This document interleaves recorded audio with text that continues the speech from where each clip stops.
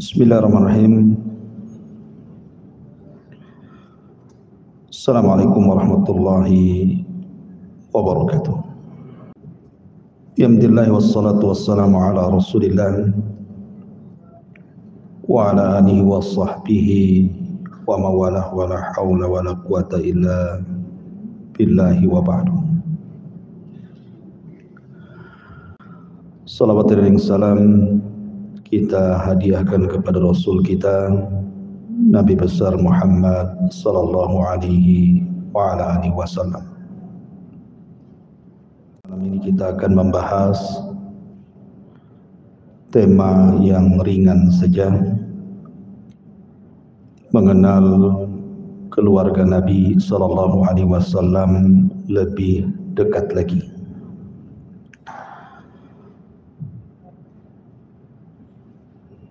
Tentu dalam keluarga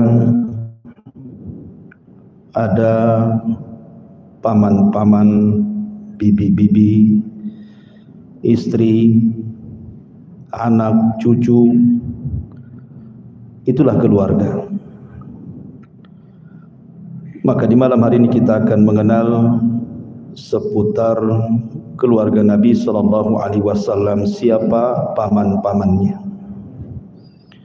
siapa bibi-bibinya, kemudian siapa saja istri-istrinya, kemudian juga anak-anaknya dan cucu-cucunya. Tentu pembahasan ini akan banyak nama yang kita akan sebut, dan tentunya juga nanti akan kita dapati nama-nama yang mungkin belum pernah kita dengar atau nama-nama yang sering kita dengar. Ma'asyiral muslimin yang dimuliakan Allah Subhanahu wa taala. Adapun nasab Nabi sallallahu alaihi wasallam sudah ma'ruf. Ayah beliau Abdullah dan ibunda beliau adalah Aminah. Kakek beliau Abdul Muttalib dan begitu seterusnya. Tapi yang jarang dibahas adalah siapa paman-paman Nabi sallallahu alaihi wa ala alihi wasallam. Ada yang mengatakan bahwa paman Nabi sallallahu alaihi wasallam itu berjumlah 10, dan ada juga yang mengatakan jumlahnya 11. Di antara paman-paman Nabi sallallahu alaihi wasallam yang hidup sampai diangkatnya beliau menjadi nabi dan rasul adalah 4 orang. Adapun yang 6 orang, bagi yang mengatakan 10 pamannya, ataupun 7 orang bagi yang mengatakan 11, itu meninggal semuanya ketika Nabi sallallahu alaihi wasallam belum diangkat menjadi nabi dan rasul. Siapa mereka? Kita urut dari yang masuk Islam dulu. Di antara paman Nabi sallallahu alaihi wasallam yang masuk Islam pertama kali adalah Hamzah. Hamzah ibn Abdul Muttalib. Dan sejarah Islamnya Hamzah ma'ruf. Ketika Nabi sallallahu alaihi wasallam dicaci maki oleh Abu Jahal, ketika itu Hamzah sedang berburu. Kemudian pulang dari berburu berjumpa dengan budaknya Abdullah ibn Jad'an. Kemudian diberitahu. Maka Hamzah pun emosi dan marah. Kemudian menemui Abu Jahal, langsung memukul kepalanya dengan busurnya sampai berdarah. Di situ dia mengatakan, kenapa kau berani mencaci maki keponakanku? Maksudnya Rasulullah, wa ana ala dini, sementara aku berada di atas agamanya. Padahal dia belum masuk Islam, tapi membela keponakannya sampai dia tersebut kalimat wa ana ala dini, sementara saya berada di atas agama. Sebab kata-kata inilah Hamzah akhirnya dapat hidayah. Dia pun kemudian masuk Islam sebelum hijrah Nabi SAW ke Madinah. Sempat terlibat beberapa peperangan, di antaranya perang Badar dan perang Uhud. Tapi Allah takdirkan Hamzah meninggal di perang Uhud di tangan Wahsy, budaknya Hindun, ada yang mengatakan budaknya Zubair ibn Mut'im. Itu Hamzah. Dan Hamzah dikenal Asadullah dan Asadu Rasulillah, singanya Allah dan singanya Rasul. Sehingga wafatnya Hamzah menjadikan kesedihan tersendiri bagi Nabi SAW. Kemudian yang kedua, Abbas, atau kunyahnya Abul Fadl. Abbas ini dia adalah paman Nabi SAW yang masuk Islam. Tetapi Islamnya lebih dahulu Hamzah dibandingkan Abbas. Karena Abbas ini sempat terlibat dalam perang Badar dan dia di barisan tentara Abu Jahal. Kemudian ketika kaum muslimin menang dalam Badar, Abbas ini salah satu tawanan kaum muslimin. Bahkan dia yang menangkapnya adalah bukan pasukan kaum muslimin tapi malaikat yang ikut terlibat dalam perang Badar. Yang menangkap Abbas sehingga menjadi tawanan adalah malaikat. Sehingga ketika ada seorang yang mengaku dia yang menangkapnya, Abbas membantahnya, tidak, yang menangkapku adalah seseorang yang berbaju putih dan menggunakan kuda putih. Maka Rasul mengatakan itulah malaikat. Lah setelah perang Badar inilah baru kemudian Abbas ibn Abdul Muttalib dapat hidayah dan masuk Islam. Inilah dua paman Nabi SAW yang masuk Islam.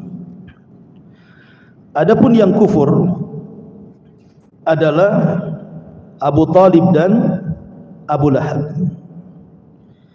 Adapun Abu Talib sendiri, sebenarnya dia sudah ada keinginan untuk masuk ke dalam Islam, bahkan meyakini agama Islam itu agama yang benar dibandingkan agama kaumnya. Tapi karena fanatik kesukuan, maka Abu Talib pun justru memilih agama nenek moyang. Tetapi karena perjuangan Abu Talib, walaupun dia kafir, betul-betul memperjuangkan dakwah Nabi SAW sampai rela mengorbankan nyawanya. Tapi sayang dia mati kafir, makanya dia dapat syafaat khusus. Ketika Abbas bertanya kepada Nabi SAW, bermanfaatkah usaha pamanmu Abu Talib kepada anda wahai Rasul di akhirat? Maka Rasul mengatakan ya.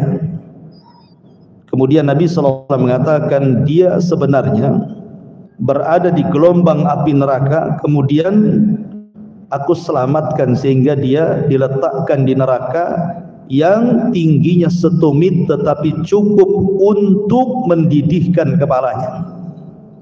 Dan itu adalah syafaat khusus diberikan kepada Abi Talib, walaupun sebagian ulama menolak kalimat syafaat khusus karena syafaat itu harus keluar orangnya dari neraka.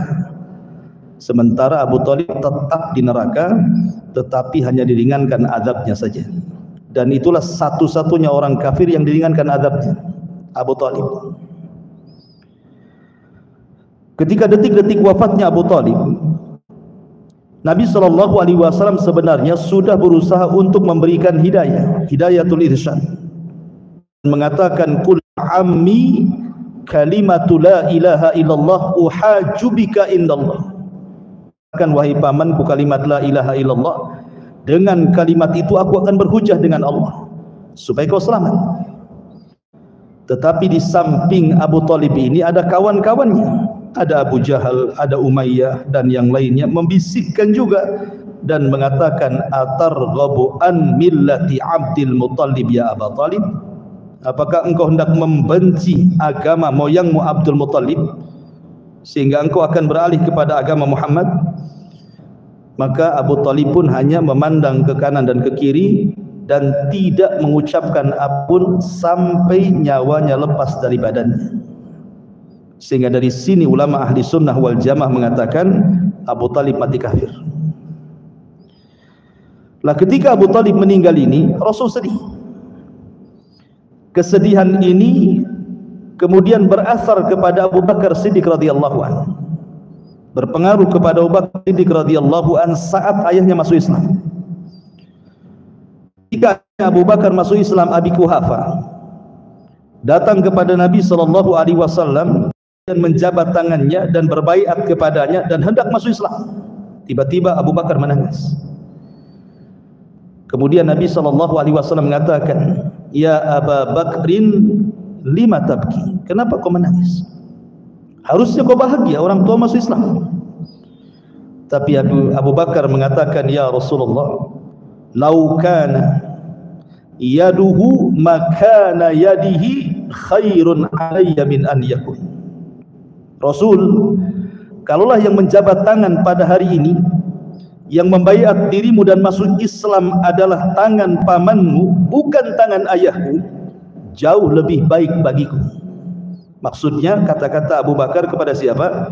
Abu Talib. Kalau seandainya yang masuk Islam hari ini pamanmu Abu Talib, bukan ayahku, itu lebih baik bagiku. Abu Bakar hanya ingin membagi kebahagiaan sehingga dia mengucapkan kalimat seperti itu, karena tahu sayangnya Rasul kepada Abu Talib. Makanya ketika meninggalnya Abu Talib, Rasul berdoa kepada Allah Subhanahu wa taala agar Allah mengampuni dosa-dosanya.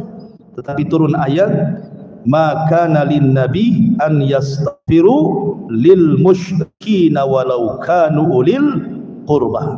Tidak boleh bagi seorang nabi meminta ampunkan akan dosa orang-orang musyrik walaupun kerabat dekatnya. Dari sini Abu Talib tidak selamat, karena Allah Subhanahu wa taala turunkan ayat itu. Tetapi walaupun demikian, Abu Talib terkenal membela Nabi SAW. Ketika pembesar Quraisy itu hendak menyakiti Nabi SAW, terhalang karena ada Abu Talib, sehingga mereka datang kepada Abu Talib dan mengatakan, "Ya Abu Talib, inna ibna akhik qad sabba alihatina wa farraqa jama'atana wa saffaha dinana." Wahai Abu Talib, lihat anak saudaramu itu, maksudnya Rasulullah, sudah membodoh-bodohkan Tuhan-Tuhan kami, sudah memporak-porandakan barisan kami, sudah menjelek-jelekan agama kami. Kalau engkau tidak menghentikannya, kami akan menghentikannya. Maka Abu Talib keesokannya datang kepada Rasul, membawa ancaman para pembesar Quraisy ini. Tapi Nabi SAW tetap kekeh mendakwahkan dakwah tauhid dan mengatakan dha'fir riwayah, walaupun riwayat ini sebagiannya dilemahkan para ulama. Kata Nabi SAW, "Law wada'u syamsa fi yamini wal qamara fi shimali ma taraktu hadzal amr." Kalau seandainya mereka meletakkan matahari di tangan kananku, bulan di tangan kiriku, agar aku meninggalkan dakwah tauhid, demi Allah aku tidak akan meninggalkan dakwah tauhid. Maka melihat keteguhan Rasul, Abu Talib mengatakan, "Kalau begitu, qul ma syi'ta waf'al ma ahbabta." Katakan sesukamu wahai Muhammad, lakukan sekehendakmu dan aku siap membela. Itulah Abu Talib. Berbeda pula dengan Abu Lahab, sama-sama paman Nabi. Abu Lahab hidup sampai Nabi SAW diangkat menjadi Nabi dan Rasul. Padahal Abu Lahab orang yang paling bahagia saat kelahiran Nabi. Sampai Thuwaibah budaknya dimerdekakan, karena yang menyusui salah satu ibu susuan Rasulullah, Thuwaibah budaknya Abu Lahab, dimerdekakan oleh Abu Lahab. Kemudian juga kecintaan Abu Lahab kepada Rasul sampai dinikahkan dua anak putranya dengan dua anak putri Nabi, Utbah dan Utayyah, menikah dengan Ruqayyah dan Ummu Kulsum. Tetapi ketika Nabi SAW diangkat menjadi Nabi dan Rasul, tiba-tiba dia orang yang pertama memusuhi Nabi. Turun ayat, tabbat yada abi lahab wa tab. Kutukan bagi Abi Lahab sejak dia memusuhi Rasul sampai kiamat. Ayat ini akan dibaca oleh kaum muslimin dimanapun kaum muslimin berada, karena dia orang yang pertama kali memusuhi dakwah Rasul sebelum yang lainnya. Itulah Abu Lahab. Tapi kenapa Al-Quranul Karim menyebut dengan kalimat kunyahnya? Bukankah namanya bukan Abu Lahab, namanya Abdul Uzza? Karena Abdul Uzza itu nama syirik, karena menisbatkan hamba kepada patung Uzza, makanya Quran tidak mau menamakan Abu Lahab dengan nama aslinya, makanya mencantumkan nama kunyahnya Abu Lahab. Dan disebut Abu Lahab karena tampan orangnya, dan orang Arab menyebut orang tampan itu lahab, bercahaya, dan orangnya kaya. Makanya dia menikah dengan pembesar Quraisy namanya Arwa bintu Harbin, saudari daripada Abu Sufyan ibn Harb, tokoh Quraisy. Ma'asyiral muslimin yang dimuliakan Allah Subhanahu wa taala, itulah paman Nabi sallallahu alaihi wasallam yang sempat mendapati kenabian dan kerasulan. Adapun di sana ada paman Nabi sallallahu alaihi wasallam yang lainnya, namanya Zubair ibn Abdul Muttalib. Zubair ibn Abdul Muttalib. Kemudian juga paman Nabi SAW yang lainnya ada namanya Abdul Ka'bah. Abdul Ka'bah. Kemudian juga ada yang lain namanya Al-Muqawwim. Kemudian juga ada yang lain namanya Al-Dhirar ibn Abdul Muttalib. Kemudian ada juga namanya Kusam ibn Abdul Muttalib. Kemudian Al-Mughirah ibn Abdul Muttalib, kemudian Ghaidak ibn Abdul Muttalib. Ini semua adalah paman-paman Nabi sallallahu alaihi wasallam, dan yang 6 ini meninggal sebelum diangkatnya beliau menjadi rasul. Adapun bibi-bibi Nabi sallallahu alaihi wasallam, bibi-bibi Nabi sallallahu alaihi wasallam disebutkan oleh Imam Ibnul Qayyim rahimahullahu taala. Di antaranya adalah, di antara bibi-bibi Nabi sallallahu alaihi wasallam ada yang masuk Islam namanya Safiyah. Safiyah bintu Abdul Muttalib masuk Islam. Dia menemui kenabian dan kerasulan. Dan anaknya satu di antara 10 sahabat yang dijanjikan masuk surga, Zubair ibn Awam. Nah, Safiyah ini dia adalah satu kandung, satu ibu, satu bapa dengan Hamzah. Karena Abdul Muttalib ini kan banyak menikah wanita, sehingga ada yang beda bapa, ada yang satu bapa tapi beda ibu. Lah Safiyah ini satu kandung dengan Hamzah. Dan sekali lagi Safiyah ini meninggal cukup lama karena dia di usia panjang, meninggal di masa Khalifah Umar bin Khattab radhiyallahu anhu. Dan dia terkadang terlibat dalam beberapa peperangan untuk mengobati orang-orang yang luka. Dan dia terkenal mendidik anak itu keras. Ya, dari punya anak Zubair ibn Awam itu luar biasa ketika dididik oleh beliau itu, sehingga menjadi pendekar Islam Zubair ibn Awam ini. Kemudian juga ada bibi beliau namanya Atikah. Atikah. Diperselisihkan para ulama tentang Atikah ini, apakah dia masuk Islam atau tidak. Kemudian ada namanya Barrah bintu Abdul Muttalib. Kemudian Arwah bintu Abdul Muttalib ini pun diperselisihkan apakah dia masuk Islam atau tidak. Kemudian Umaymah bintu Abdul Muttalib, dan yang terakhir Ummu Hakim Al-Baydha bintu Abdul Muttalib. Ini 6 bibi-bibi Nabi SAW, tetapi yang disepakati yang masuk Islam cuma satu, namanya Safiyah bintu Abdul Muttalib, ibu daripada siapa? Zubair ibn Awam, yang dibunuh oleh siapa? Oleh Ibn Hurmuz. Ya. Ma'asyiral muslimin yang dimuliakan Allah Subhanahu wa taala, ini paman-paman Nabi dan juga bibi-bibi Nabi sallallahu alaihi wasallam. Adapun istri-istri beliau ma'ruf, apa-apa kita murajaah. Pertama adalah Khadijah bintu Khuwailid, satu-satunya istri Nabi sallallahu alaihi wasallam. Ketika menikah dengan Khadijah, Rasul tidak berpoligami.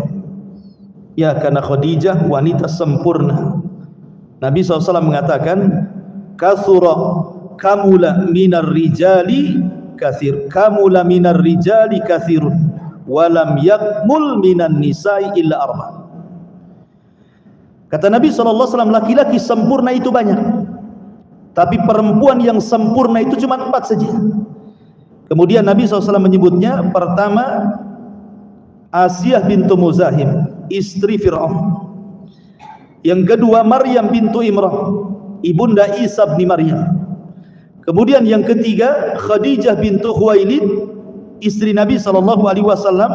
Dan yang keempat Fatimah bintu Rasulullah SAW. Inilah 4 wanita terbaik dari seluruh wanita-wanita dunia. Lah salah satunya adalah Khadijah bintu Khuwailid. Lah Nabi SAW ketika menikah dengan Khadijah usianya berapa? 25 tahun. Sementara Khadijah sudah 40 tahun, artinya terpaut 15 tahun dengan Nabi SAW.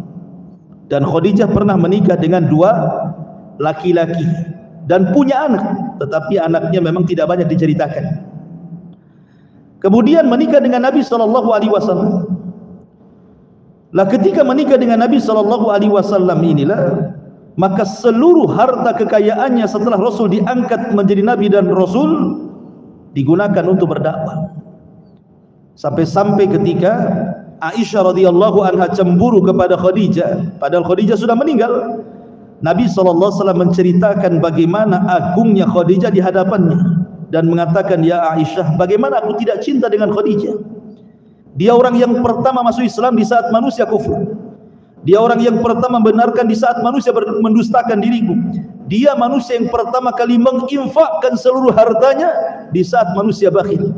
Dan dari perutnya lah keturunanku lahir. Makanya wajar Rasul SAW sangat mencintai Khadijah. Kalau kita melihat kisah tentang turunnya wahyu, ketika Jibril betul-betul menampakkan kepada Rasul dalam bentuk aslinya, Rasul ketakutan.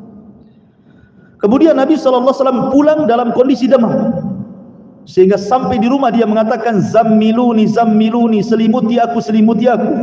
Maka Khadijah pun menyelimuti Rasul, kemudian menceritakan tentang kebaikan Nabi.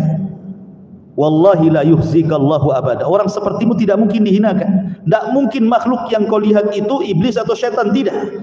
Tidak mungkin itu tanda-tanda Allah akan menghinakan dirimu. Bukankah engkau orang yang baik, suka menjamu tamu, suka bersilaturahim, membantu orang susah, macam-macam diceritakan kebaikan Nabi SAW. Sampai untuk lebih menenangkan Rasul, Khadijah membawa Rasul kepada kerabatnya Waraqah ibn Naufal. Baru Waraqah ibn Naufal menjelaskan siapa makhluk yang ditemui Rasul. Kata Waraqah, makhluk yang kau temui adalah namus, makhluk yang bersayap, maksudnya Jibril. Itu juga pernah turun kepada Musa dan Isa. Kemudian Waraqah mengatakan, wahai Khadijah, suamimu akan jadi nabi dan kelak kaumnya akan mengusirnya. Kata Nabi SAW, ya Waraqah, macam mana kaumku akan mengusirku sementara mereka menghormati dan memuliakan diriku? Maka Waraqah mengatakan, ya Muhammad, apapun yang kau bawa dan siapapun yang membawa apa yang kau bawa, kecuali pasti akan diberikan ujian. Kalau seandainya saat pengusiran itu terjadi aku masih hidup, maka aku yang akan membelamu. Tapi sayang, beberapa bulan setelahnya Waraqah meninggal dunia sebelum Rasul diangkat jadi Rasul, baru diangkat jadi Nabi. Ya. Ma'asyiral muslimin yang dimuliakan Allah Subhanahu wa taala. Kemudian istri yang kedua namanya Saudah bintu Jam'ah. Saudah bintu Jam'ah ini termasuk wanita yang awal-awal masuk Islam bersama suaminya. Dan dia juga orang-orang yang ikut terlibat dalam hijrah ke Habasyah. Tetapi Allah Subhanahu wa taala takdirkan Saudah ini suaminya meninggal, sementara keluarganya semua kufur. Lah Nabi SAW ingin melindungi agama Saudah. Akhirnya kemudian Nabi SAW menikahi Saudah karena ingin melindungi agamanya. Padahal Saudah itu sudah tua, jauh dibandingkan usia Nabi SAW. Kemudian istri yang ketiga Aisyah radhiyallahu anha, ummul mukminin, putri daripada Abu Bakar Siddiq radhiyallahu anhu. Dan Aisyah wanita cerdas, ya, karena ayahnya juga cerdas, Abu Bakar. Abu Bakar itu orang yang paling alim dengan nasab Quraisy. Jadi kalau orang-orang Quraisy itu berselisih soal nasab, maka mereka datang kepada Abu Bakar untuk diselesaikan. Dan Abu Bakar faham nasabnya seluruh kabilah Quraisy. Sehingga karena memiliki hafalan yang luar biasa, turun kepada Aisyah ilmunya itu. Makanya Aisyah radhiyallahu anha, kata Imam Zuhri, kalau seluruh wanita-wanita Arab itu ditimbang ilmunya di satu neraca, dan ilmu Ummul Mukminin Aisyah ditimbang di neraca satunya, tentu ilmu Aisyah menjangkau seluruh ilmu wanita Arab, saking cerdasnya. Makanya dia wajar kemudian banyak meriwayatkan hadis sampai kepada kita, sehingga jumlahnya sampai 2000 hadis lebih. Sementara istri Nabi tidak banyak, kecuali Ummu Salamah 30 hadis, yang lainnya mungkin 2, 3, 4 hadis gitu saja. Tapi menunjukkan bahwa Aisyah Ummul Mukminin salah satu daripada al-muktsiruna birriwayah, orang-orang yang banyak meriwayatkan hadis sampai kepada kita. Bahkan 1/4 Islam diriwayatkan oleh Ummul Mukminin Aisyah radhiyallahu anha. Jadi luar biasa, ya, berjasanya Aisyah kepada kita Ummul Mukminin radhiyallahu anha. Kemudian yang keempat, Hafsah bintu Umar. Hafsah bintu Umar.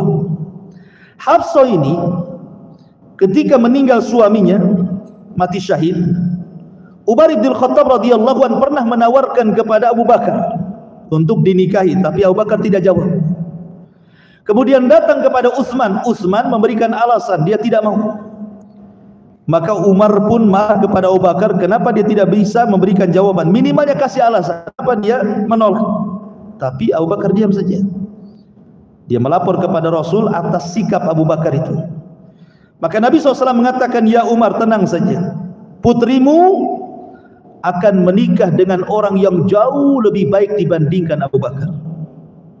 Tetapi Utsman akan menikah dengan wanita yang jauh lebih baik daripada putrimu. Rupanya Utsman menikah dengan siapa? Ruqayyah, putri Nabi. Dan Hafsah menikah dengan Rasul. Makanya kata Rasul, putrimu akan menikah dengan orang yang lebih baik dibandingkan Abu Bakar, maksudnya dirinya. Sementara Utsman akan menikah dengan wanita yang lebih baik daripada putrimu, maksudnya Ruqayyah. Maka kemudian Rasul SAW meminang Hafsah. Hafsah ini pernah diceraikan Nabi, hampir diceraikan Nabi. Tetapi kemudian Jibril datang kepada Nabi SAW dan mengatakan, jangan kau ceraikan Hafsah, karena dia istrimu di dunia dan di akhirat, dan dia seorang wanita yang rajin sholat malam dan berpuasa. Akhirnya Rasul tidak jadi menceraikan Hafsah. Kemudian yang nomor 5, Zainab bintu Huzaimah. Zainab bintu Huzaimah ini dikenal Ummul Masakin. Jadi dia punya usaha di rumahnya, dan penghasilannya itu diinfakkan kepada fuqara wal masakin, dekat dengan orang-orang fakir dan miskin. Makanya kemudian Zainab bintu Huzaimah dikenal sebagai Ummul Masakin. Tapi tidak lama pernikahan dengan Rasul, 3 bulan meninggal, ya, Zainab bintu Huzaimah ini. Kemudian yang nomor 6, Hindun bintu Abi Umayyah, atau dikenal dengan Ummu Salamah. Ummu Salamah ini termasuk wanita yang awal-awal masuk Islam bersama suaminya Abu Salamah. Termasuk orang yang ikut hijrah sampai ke Habasyah 2 kali, kemudian ke Madinah. Ketika suaminya meninggal dunia, maka Nabi SAW juga sangat sedih. Terutama juga Ummu Salamah sedih juga karena suaminya, dan tidak ada manusia, kata Ummu Salamah, yang lebih aku cintai daripada Abu Salamah. Jadi ketika meninggalnya Abu Salamah, banyak laki-laki yang datang kepada Ummu Salamah melamar. Tetapi dia tolak, alasannya karena tidak ada laki-laki yang lebih dicintai dibandingkan Abu Salamah. Maka Nabi SAW saat kematian Abu Salamah datang kepada Ummu Salamah dan mengajarkan doa. Doanya apa? Wahai Ummu Salamah, katakan Allahumma jurni fi musibati. Dan ini menjadi sunnah bagi kita. Kalau seandainya ada orang meninggal dan orang itu orang yang kita cintai, kemudian kita terpukul dengan kematiannya, maka berdoalah sebagaimana doa yang diajarkan Rasul kepada Ummu Salamah. Allahumma jurni fi musibati. Ya Allah, berikan pahala akan musibah yang menimpaku. Kemudian kata Rasul mengatakan, wakhlufli zaujan khairan min zauji, dan gantikan orang yang lebih baik dibandingkan suamiku. Untuk kalimat ini Ummu Salamah tidak mau. Dia tolak kalimat ini. Kalau kalimat yang satu mau dia. Tapi kalau harus mengucapkan gantilah Abu Salamah dengan suami yang lebih baik lagi, saya enggak mau. Kenapa? Karena tidak ada laki-laki yang lebih aku cintai dibandingkan Abu Salamah, kata Ummu Salamah. Kata Rasul, sudah ucapkan saja. Akhirnya kata Rasul yang merintahkan, Ummu Salamah pun mengucapkan kalimat itu. Maka selang masa idahnya selesai, rupanya Rasul datang meminangnya. Oh, maksudnya yang lebih baik daripada Abu Salamah siapa? Nabi. Awalnya Ummu Salamah menolak, tidak mau dia menikah dengan Nabi SAW. Pertama karena dia wanita pencemburu, yang kedua anak-anak dia banyak.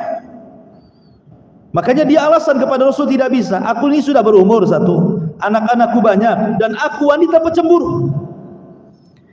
Kata Nabi SAW, adapun usiamu, usiaku juga sama, sudah tua, sama-sama tua, apa masalahnya?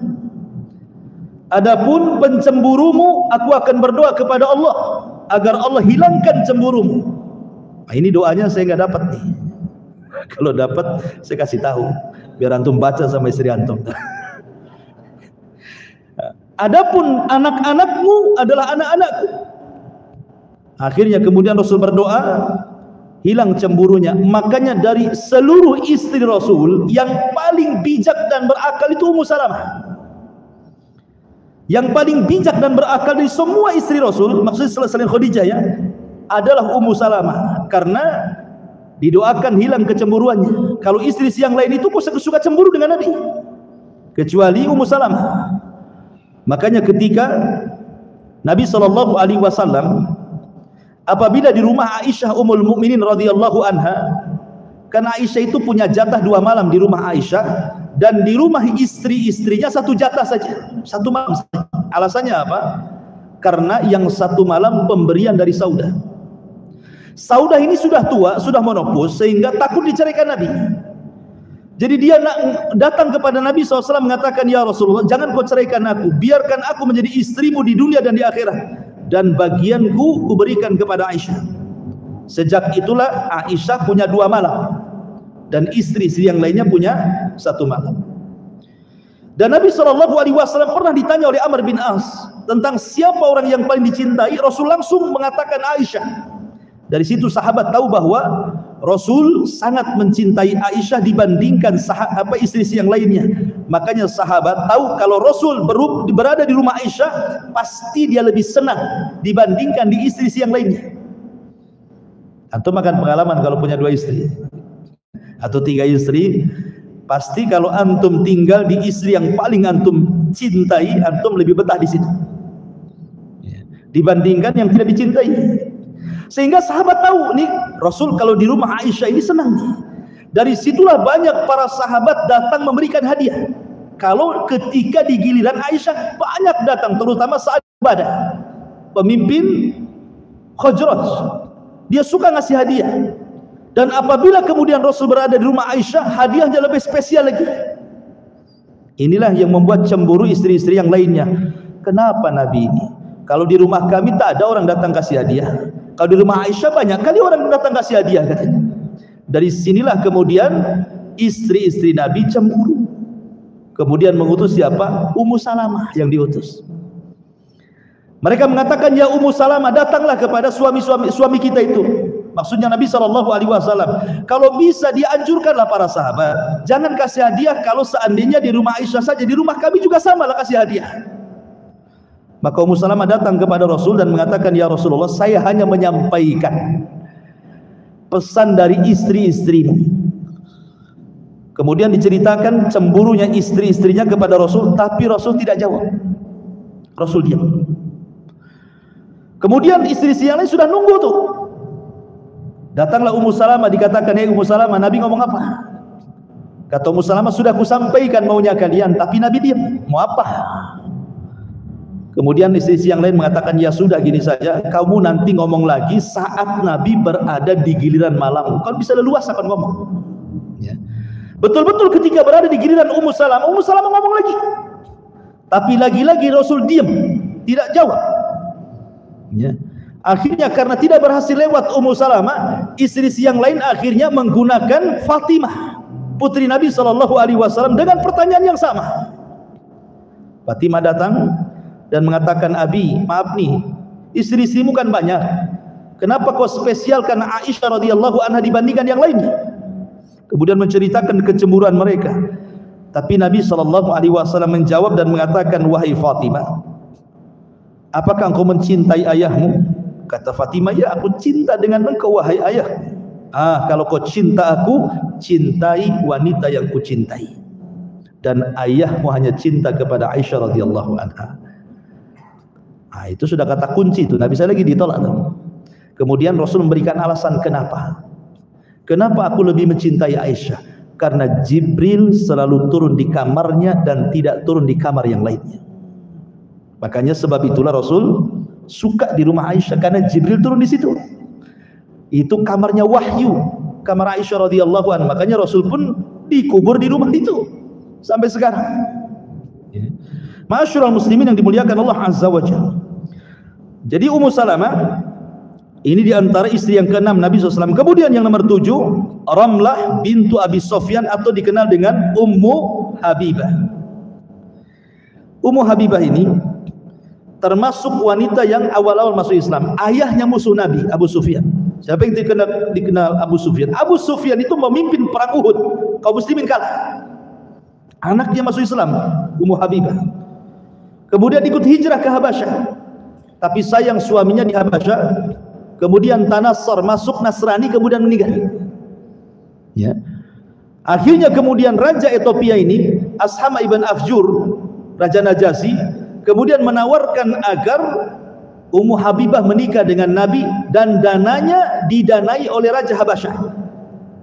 Maka Ummu Habibah pun menikah dengan Rasul dengan dana yang didanai siapa? Raja Najasyi. Lah ketika kemudian sudah bertinggal di Madinah bersama Rasul, ketika beberapa hari sebelum terjadi Fathu Mekah, orang-orang Quraisy sudah ketakutan. Kenapa? Ini kalau sampai diserang, karena Rasul sudah berkembang di Madinah dan pasukannya banyak. Orang-orang Quraisy sudah ketakutan. Kalau begitu, utus sajalah kepada Rasul itu agar berdamai saja, jangan diserang.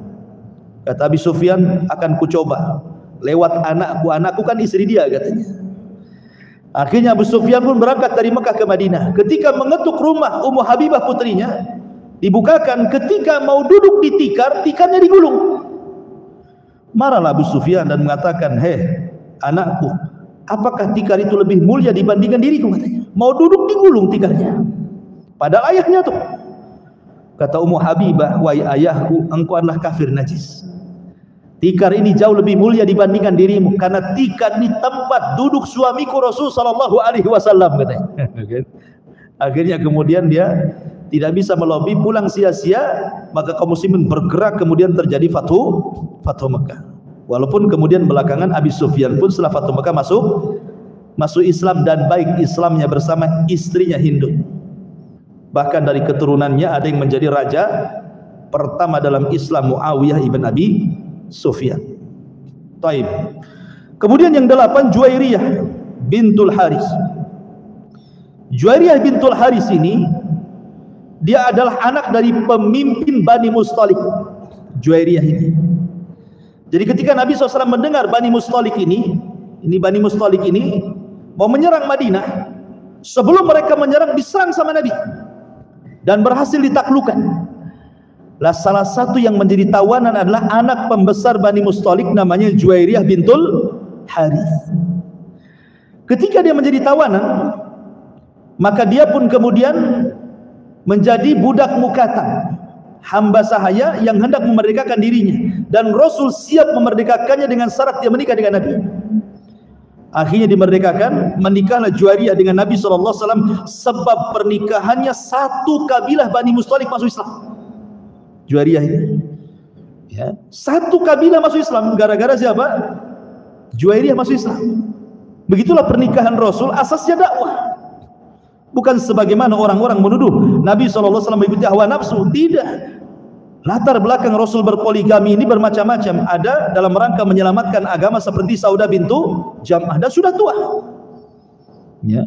Ada dalam rangka untuk berdakwah, salah satunya Juwairiyah dengan masuk Islam, satu kabilah masuk Islam. Ya. Kemudian juga istri yang ke-9 Maimunah bintu Al-Harith. Maimunah bintul Harith ini yang turun padanya surah Al-Ahzab ayat 50. Wa mra'atan mu'minatan in wahabat nafsaha lin nabi in arada an-nabiyyu an yastankihaha khalisatan laka min dunil mu'minin. Jadi wanita yang menyerahkan dirinya, menghibahkan dirinya untuk dinikahi Nabi. Banyak wanita-wanita di zaman itu ingin menghibahkan dirinya kepada Nabi, tapi tidak semua diterima. Contoh, ketika ada orang yang menghibahkan dirinya, ketika ada orang-orang Ansor sedang bermajlis seperti ini, datang wanita, Rasul, aku siap menghibahkan dirimu untukmu. Tapi Rasul tidak jawab sampai 3 kali. Tiba-tiba karena Rasul tidak ada jawaban, berdiri orang Ansor dan mengatakan, Rasul, biarkan wanita itu untukku, nikahkan aku dengan dia, katanya. Kata Rasul, kau punya apa? Kata Nabi, sekata orang ini, saya tidak punya apa-apa kecuali sarung yang kupakai ini. Kalau ku jadikan mahar, telanjanglah aku, katanya. Maka Rasul mengatakan, ya sudah, kalau gitu kau pergi ke rumahmu, cari walaupun hanya cincin dari besi, walau kana khataman min hadid. Pulang dia, cincin besi pun tak punya dia.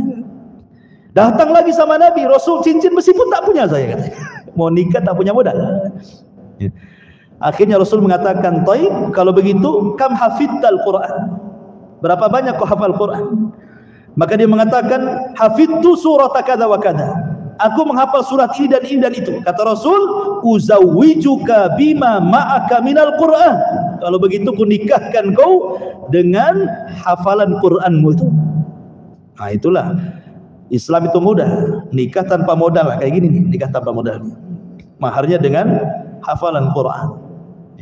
Ma'asyiral muslimin yang dimuliakan Allah Subhanahu wa taala. Kemudian yang nomor 10 namanya Safiyah bintu Huyai ibn Akhtab. Safiyah ini anak orang Yahudi. Dia anak orang Yahudi, orangnya pendek tapi cantik. Aisyah suka cemburu dengan Safiyah itu. Saking cemburunya Aisyah, terkadang Aisyah radhiyallahu anha sampai kemudian menggibahi Safiyah. Jadi suatu ketika Rasul bersama Aisyah radhiyallahu anha, Aisyah ini cemburu kepada Safiyah. Kemudian Aisyah mengatakan, "Ya Rasul, hasbuka an Safiyata kada wa kada." Rasul, Safiyah itu begini-begini loh. Tetapi tidak ngomong, hanya pakai isyarat tangan saja. Maksudnya Aisyah itu, Safiyah itu pendek, aku lo tinggi, gitu loh maksudnya. Istrimu Safiyah itu pendek, karena istri si Nabi itu kan ada yang pendek kayak dia, ada yang tinggi kayak Aisyah, ada yang gemuk kayak Hafsah. Kalau istri antum gemuk kayak Hafsah, kalau istri antum tinggi kayak Aisyah, kalau yang pendek kayak Safiyah, begitu. Ya. Jadi tidak semua sama postur tubuhnya. Ya. Jadi Nabi Rasul SAW marah karena Aisyah sudah menggibah Safiyah dengan isyarat.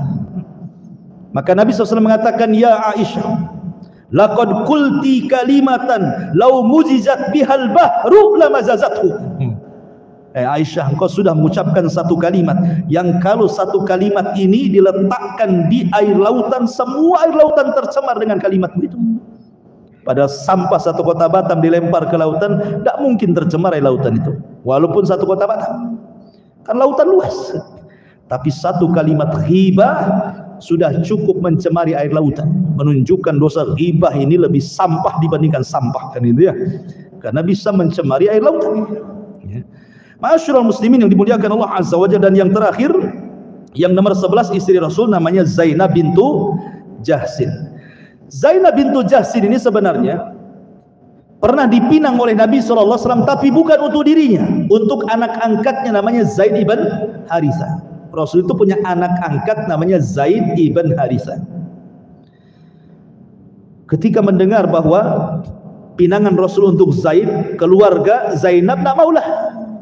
Kenapa? Karena Zaid ini kan budak berkulit hitam, dimerdekakan Rasul dan dijadikan anak angkat Rasul, dan itu budaknya Khadijah. karena untuk menghibur saat meninggalnya Qasim dan Abdullah, sehingga Rasul sedih tidak punya anak laki-laki. Maka Khadijah kemudian menghadiahkan budak bernama Zaid untuk dijadikan anak angkat. Maka dimerdekakanlah budak itu kemudian menjadi anak angkat Rasul, sampai nasabnya pernah oleh Rasul dinasabkan kepada dirinya menjadi Zaid bin Muhammad.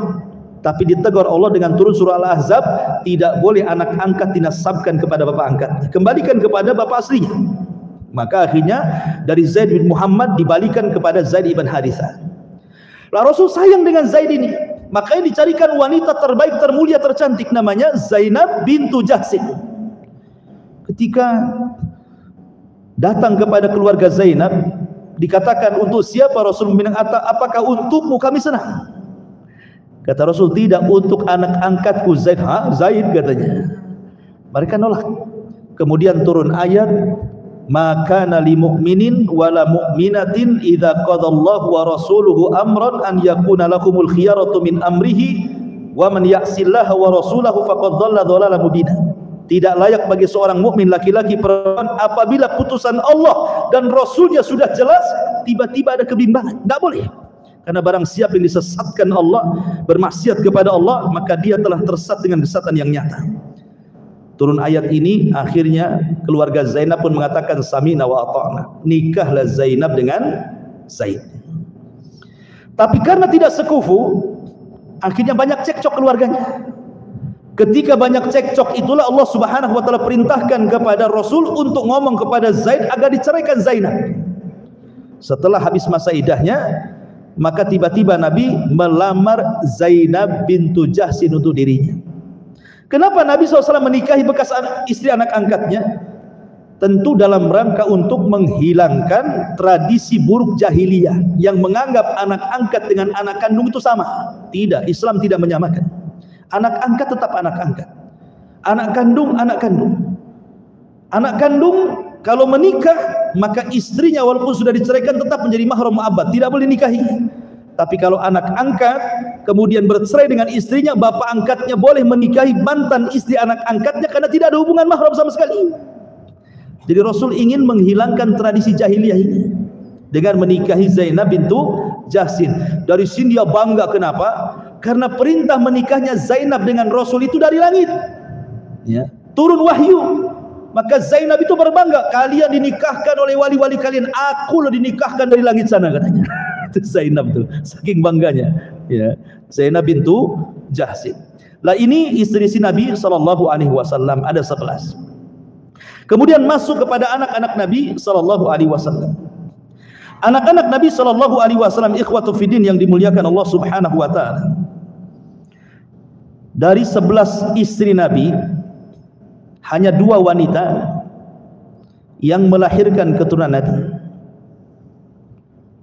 Satu dari istri sahnya dan satu dari budaknya, Maria Al-Qibtiyah. Walaupun dikhilafkan apakah Maria itu istri Nabi ataukah budaknya, tapi yang masyhur dia budaknya. Jadi dari Khadijah, pertama Khadijah, dia punya 2 anak laki-laki dan 4 anak perempuan. Dari Khadijah lahirlah 6 keturunan Nabi SAW. Yang pertama lahir, anak pertama laki-laki sebenarnya. Anak pertama Rasul itu laki-laki, namanya Qasim. Makanya Nabi SAW dikunyah dengan nama anak terbesarnya Qasim, namanya Abul Qasim. Rasul itu dikunyah dengan Abul Qasim. Sebagaimana hadis Nabi SAW, man sama fi yaumin yushakku fihi faqad asa Abul Qasim. Barang siapa yang berpuasa di hari yang diragukan, maka dia telah bermaksiat dengan Abul Qasim. Maksudnya Nabi SAW. Jadi Qasim dijadikan kunyah Nabi karena anak paling besar, anak pertama yang lahir dari Nabi. Tetapi sayang, Qasim meninggal di waktu bayi. Kemudian setelah Qasim meninggal di waktu bayi, lahir berturut-turut anak perempuan. Dimulai daripada Zainab. Kemudian lahir setelah Zainab Ruqayyah. Kemudian setelah Ruqayyah lahir Ummu Kulsum. Kemudian setelah Ummu Kulsum lahir Fatimah. Baru anak ke-6 lahirlah Abdullah. Abdullah ini lahir setelah Nabi jadi Nabi dan jadi Rasul. Artinya sudah turun surah Al-Alaq dan Mudaththir, lahirlah Abdullah. Makanya Rasul memberikan kunyah At-Tayyib atau At-Tahir. At-Tahir orang suci, Tayyib orang baik gitu ya. Tapi sayang Abdullah juga meninggal dunia. Artinya Qasim meninggal di waktu bayi, Abdullah meninggal di waktu bayi. Tetapi anak-anak perempuan Rasul sempat menikah semua. Pertama Zainab menikah dengan Abul As ibn Rabi' dan punya anak 3. Satu keguguran, satu dalam kandungan keguguran. Kemudian yang nomor pertama namanya Ali ibn Abil As ibn Rabi', meninggal juga di waktu bayi. Kemudian Umamah sempat besar, bahkan menikah dengan Ali bin Abi Thalib setelah meninggalnya Fatimah. Jadi Fatimah mewasiatkan kepada Ali, kalau saya meninggal nikahilah Umamah. Umamah itu anak daripada Zainab ya. Makanya antum kalau istri sakit, wasiatlah gitu. Kira-kira saya nikah dengan siapa nih? Ya. Jadi Fatimah mengatakan menikah dengan Umamah. Makanya ketika Fatimah meninggal, Ali langsung menikahi Umamah. Umamah putri daripada Abil As atau bintu Zainab bintu Rasulullah sallallahu alaihi wasallam. Tapi ketika Ali meninggal, kemudian dinikahi oleh Zubair ibn Naufal dan tidak punya keturunan sama sekali. Kemudian yang nomor 2 Ummu Kulsum. Ummu Kulsum dinikahi oleh anaknya Abu Lahab, Utbah. Tapi belum digauli sudah diceraikan. Karena ketika itu bapaknya bermusuhan dengan Nabi sallallahu alaihi wasallam. Bapaknya Abu Lahab minta diceraikan. Akhirnya kemudian diceraikan. Ketika diceraikan, Utsman bin Affan datang melamar Ruqayyah. Dan dari pernikahan Utsman dengan Ruqayyah inilah lahir Abdullah.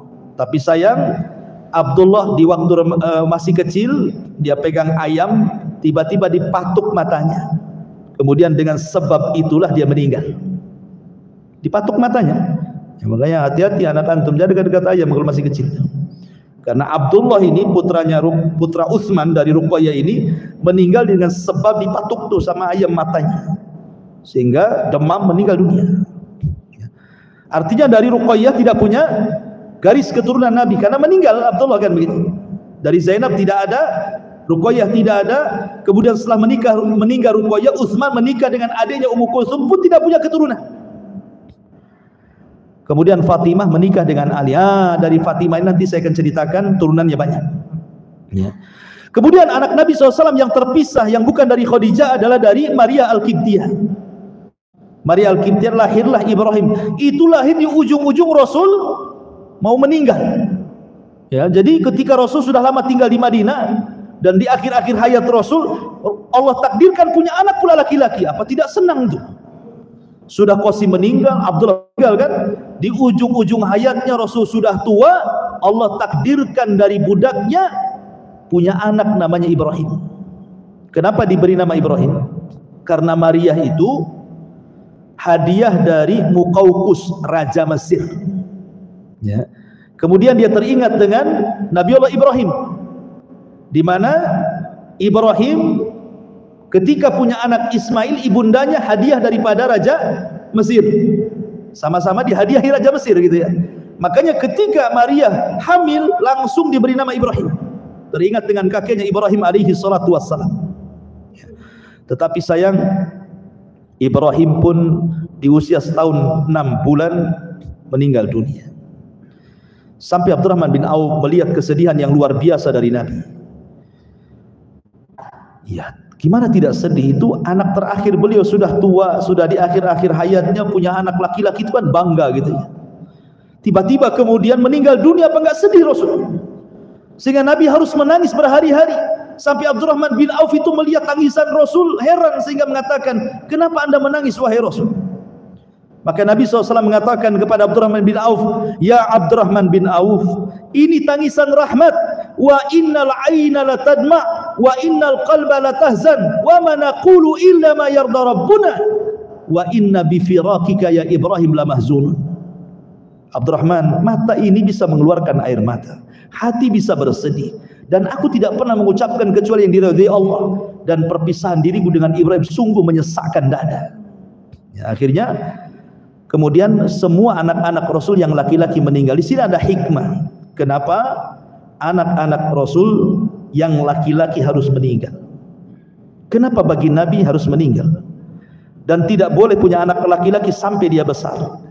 Ulama menjawab, satu, karena kebiasaan para nabi kalau punya anak sampai besar pasti mewarisi kenabian.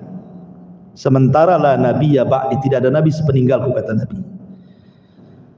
Lihat, Nabi Zakaria punya anak Yahya jadi nabi. Kemudian Ibrahim punya anak Ismail jadi nabi. Ibrahim punya anak Ishak jadi nabi. Ishak punya anak Yakub jadi nabi. Yakub punya anak Yusuf jadi nabi. Daud punya anak Sulaiman jadi nabi. Jadi anak-anak laki-laki Rasul tidak ada yang hidup. Sebab kalau hidup dikhawatirkan jadi nabi, dan itu akan bertentangan dengan pengakhiran nabian dan kerasulan. Yang kedua, dikhawatirkan ada pengkultusan. Dikhawatirkan ada pengkultusan.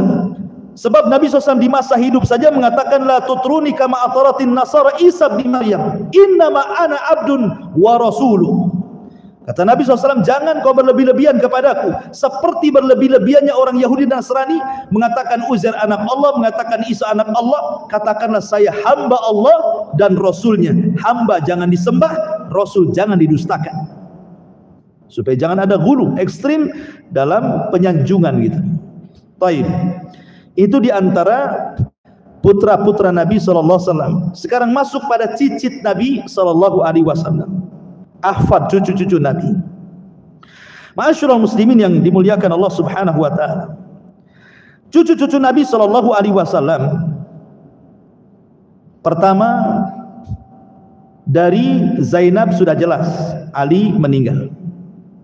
Kemudian bayi yang dikandungan Zainab pun keguguran meninggal.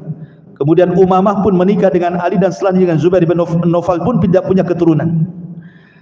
Akhirnya sampai di sini tutup keturunan Nabi. Kemudian Ummu Kulsum anak Abdullah juga meninggal di waktu kecil karena dipatuk ayamnya. Maka tidak ada garis keturunan dari Ruqayyah. Kemudian dari Ummu Kulsum tidak punya anak, tidak punya garis keturunan. Hanya dari Fatimah inilah. Fatimah ini punya 3 laki-laki dan 2 perempuan. 3 laki-laki dan 2 perempuan anaknya Fatimah ini. Adapun yang laki-laki pertama Hasan, kemudian adiknya Husain, kemudian adiknya yang ketiga Muhassin. Hasan, Husain, Muhassin. Kenapa dinamai seperti itu? Jadi ketika lahirnya Hasan, Ali menamai Harbun. Harbun itu peperangan artinya. Rasul datang, kasih nama, siapa anakmu? Kata Ali, Harbun. Jangan, kasih nama Hasan. Maka dinamai Hasan. Lahirlah Husain. Kemudian Rasul datang, ini siapa namanya? Harbun. Harbun lagi katanya. Jangan dikasih nama Harbun, kasih nama Husain. Kemudian lahir lagi, ini siapa? Harbun. Asik Harbun saja kasih nama. Kata Rasul, jangan, kasih nama Muhassin. Kemudian Rasul mengatakan, aku ingin menamai anak-anak kamu seperti anak-anak Nabiullah Harun. Sobar, Sobir, Musobbar katanya. Artinya Hasan, Husain, Muhassin gitu maksudnya. Maka itu anak laki-laki daripada Fatimah. Kemudian anak perempuannya ada namanya Ummu Kulsum dan Zainab. Berarti Hasan, Husain, Muhassin, Zainab, Ummu Kulsum. Ya. Ummu Kulsum ini menikah dengan Umar. Jadi salah satu putri Ali bin Abi Thalib itu namanya Ummu Kulsum menikah dengan Umar. Alasannya apa? Karena Umar radhiyallahu anhu mengatakan kepada Ali radhiyallahu anhu dan mengatakan, ya Ali, aku mendengar sabda Nabi, semua nasab manusia akan terputus di akhirat kecuali nasab yang punya nasab dengan Nabi. Dan aku ingin tersambung nasabnya dengan Nabi. Nikahkan putrimu denganku. Maka menikahlah Ummu Kulsum dengan Umar. Punya anak 2. Namanya Zaid. Yang pertama namanya Zaid gitu ya. Kemudian Zainab. Dua-duanya meninggal. Tidak punya keturunan dari Ummu Kulsum. Ya. Begitu juga Zainab. Tidak dijelaskan punya keturunan. Kemudian Muhassin meninggal di waktu kecil. Sehingga yang memungkinkan keturunan Rasul hanya dari dua jalur, Hasan dan Husain. Siapapun yang sekarang mengaku sebagai Habib, sebagai Sayyid, sebagai Syarif, turunan Nabi SAW, maka jalurnya harus dari Hasan dan Husain. Kalau tidak nyambung, jangan ngaku turunan Nabi. Ya. Adapun Hasan sendiri sebenarnya anaknya banyak. Hasan ini punya anak 11. Pertama Abdullah, kemudian Qasim, kemudian Hasan, kemudian Zaid, kemudian Amr, kemudian Ubaidillah, kemudian Abdurrahman, Ahmad, Ismail, Husain, Aqil, kemudian Ummul Husain. Ada yang mengatakan bahwa yang hidup dari turunan, yang ada keturunan Hasan itu hanya dari dua saja, dari putranya dua. Namanya Hasan ibnu Hasan, atau dikenal dengan Hasan al-Musanna. Kemudian yang kedua dari Zaid ibnu Hasan. Inilah dua jalur keturunan Hasan. Adapun yang lainnya dikatakan seperti Amr. Dia seorang ahli hadis memang. Amr ini, anak Hasan ini, ya Muhammad ibn Amr, tetapi sayang tidak punya keturunan. Kemudian Husain, kemudian Qasim, kemudian yang lainnya semua tidak ada keturunan, dan sebagian anak-anaknya ikut terlibat dalam Karbala dan terbunuh. Sehingga anak-anak Hasan itu yang punya keturunan dari Hasan itu cuma dua. Hasan ibnu Hasan, atau dikenal Hasan al-Musanna. Yang kedua Zaid ibn Hasan. Berarti siapapun yang mengaku keturunan Nabi dari jalur Hasan ini, maka dia harus melewati dua anaknya. Pertama Hasan al-Musanna, yang kedua Zaid ibn Hasan. Dan Imam Mahdi nanti di akhir zaman, turunan Hasan. Ya dari dua orang ini, imam Hasan ibn Hasan atau Zaid ibn Hasan. Ya. Adapun Husain dijelaskan bahwa Husain pun anaknya sebenarnya dia memiliki 6 laki-laki dan 3 perempuan. Anak pertama namanya Ali al-Akbar. Kemudian Ali Zainul Abidin atau dikenal dengan Ali ibn Husain. Kemudian Ali al-Asghar. Kemudian Muhammad. Kemudian Abdullah. Kemudian Ja'far. Ini 6 laki-laki. Perempuan Zainab, Sakinah dan Fatimah. Lah Allah takdirkan keluarga Husain ini terbunuh di Karbala. Anak laki-lakinya semua terbantai di Karbala. Yang selamat cuma satu. Namanya Ali ibn Husain atau kunyahnya Zainul Abidin. Kebetulan dia lagi sakit, berada di kemahnya. Ketika melihat saudara-saudaranya banyak mati, dia sampai minta tongkat kepada bibinya Zainab, hendak maju padahal dia sedang sakit tuh. Tapi kemudian Husain ayahnya mengatakan, jangan terlibat, selamatkan anakku satu ini supaya ada keturunan dariku. Maka diselamatkan dia. Maka yang hidup cuma satu, namanya Ali bin Hasan atau dikenal dengan Zainul Abidin. Maka siapapun yang mengaku keturunan Habib, Nabi, Syarif, Sayyid dari jalur Husain, maka harus dari jalur Ali bin Husain. Berarti di sini cuma 3 jalur keturunan Nabi. Dari Hasan 2, Hasan dan Zaid. Dari Husain 1, Ali bin Husain. Kalau tidak nyambung ketiga ini, jangan ngaku Habib, jangan ngaku Sayyid, jangan ngaku Syarif. Karena dari zaman dulu banyak orang yang ngaku-ngaku Habib untuk urusan faktor politik, untuk urusan faktor dunia, untuk supaya dihormati orang dan begitu seterusnya. Ya, yang penting muka Arab ngaku Habib aja gitu ya. Ya, tidak bisa. Karena turun Nabi itu sudah jelas. Ya. Bahkan dulu waktu saya di Yaman, saya itu punya seorang syekh, saya belajar kepada dia, namanya Syekh Muhammad Said. Ya, waktu di Taiz itu saya baru tahu kalau dia dari dzurriyyahnya Nabi SAW. Karena di Yaman itu sudah jelas kabilah-kabilah yang jalurnya sampai kepada Nabi SAW itu. Tetapi subhanallah, guru saya ini, Syekh Muhammad bin Said ini, tawadu orangnya, akhlaknya baik, tidak merasa dia keturunan Nabi. Kalau zaman sekarang kan disebut-sebut kan, keturunan Nabi itu kebanggaan gitu ya. Padahal dia syekh, saya besar di Yaman, tidak pernah ngomong saya keturunan Nabi. Karena apa? Bagaimanapun dalam Islam itu yang dipertaruhkan di hadapan Allah itu bukan nasab, tetapi amal. Kata Nabi SAW, la fadlah bainal arabi wal a'jam walal aswad alal ahmar illa bitaqwallah. Tidak ada bedanya Anda mau orang Arab, Anda mau orang non-Arab, Anda mau orang kulit putih, Anda mau orang kulit hitam, semua yang membedakan takwa. Tapi walaupun demikian ada hak-hak kepada ahlul bait. Tetap kita mencintai mereka, kita tetap menolong mereka, kita tetap berusaha untuk meletakkan hak-hak ahlul bait sebagaimana diletakkan oleh Nabi SAW, karena Rasul mengatakan, udzakirukumullahu fi ahli baiti. Aku ingatkan agar kalian menjaga ahli baitku. Artinya ada hak-hak, ya. Tidak sebagaimana orang-orang Syiah menuduh kita ini tidak cinta dengan ahli bait. Kalau kita tidak cinta dengan ahli bait, ngapain antum tasyahud Allahumma salli ala Muhammad wa ala ali Muhammad? Kalimat ala ali itu apa artinya? Keluarga Muhammad artinya. Setiap hari kita sebut dalam tasyahud kan? Itu menunjukkan kecintaan kita kepada ahlu bait. Tetapi ahlu bait siapa?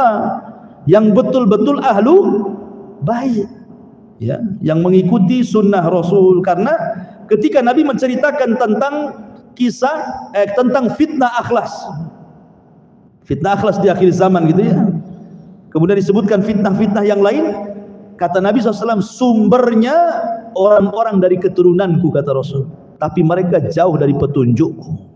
Rasulullah mengatakan seperti itu kan. Justru sumber fitnah itu dari keturunanku ketika dia tidak mengikuti petunjukku, ya. Walaupun kita tetap menghormati mereka, dan masih ada keturunan Nabi sampai sekarang, jangan dibilang nggak ada. Karena ada juga orang yang kemudian saking bencinya seperti orang-orang Khawarij, orang-orang Nasibi, mereka mengatakan tidak ada keturunan Nabi, terbunuh semua di Karbala. Enggak ada. Hasan masih ada, Hasan dan Zaid. Husain masih ada, Zul Abidin. Lah kalau memang tidak ada keturunan Nabi, cemana cerita Imam Mahdi itu? Bukankah Rasul mengatakan Imam Mahdi itu keturunanku? Dan itu ya, namanya sama dengan namaku, nama bapaknya sama dengan nama bapakku, Muhammad bin Abdullah. Menunjukkan bahwa keturunan Nabi itu masih ada sampai kiamat. Jangan dikatakan tidak ada gitu ya. Ada loh. Imam Mahdi ini turunan siapa kalau tidak ada? Turunan Nabi SAW. Nah, dari sini ma'asyiral muslimin yang dimuliakan Allah Azza wa Jalla, inilah diantara keluarga Nabi SAW, paman-pamannya, istri-istrinya, anak-anaknya, dan cucu cicitnya. Wallahu a'lam bishawab. Ini yang bisa sampaikan. Taib, karena waktu sudah lebih jam 9, tidak ada tanya jawab. Kita tutup dengan doa kafaratul majlis. Subhanakallah bihamdika, asyhadu an la ilaha illa anta, astaghfiruka wa atubu ilaik. Allahu ta'ala. Assalamualaikum warahmatullahi wabarakatuh.